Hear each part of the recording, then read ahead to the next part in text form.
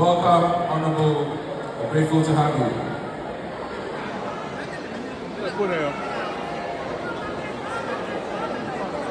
All right. Welcome, Honorable Basitale. You're warmly welcome. Original Basitale.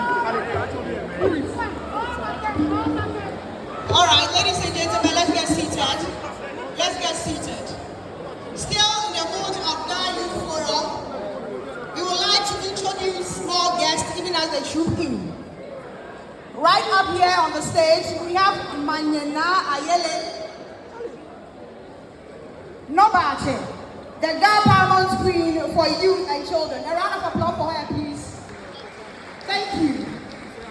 And then we also have Ghana's most beautiful runner-up 2023. Na Ayele Hammond.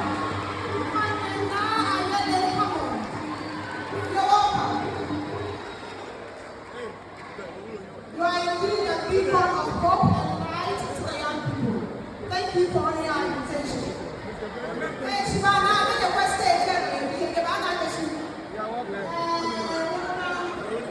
Papa, and yes, for why I want to. If I give you something new, the representative of global investments.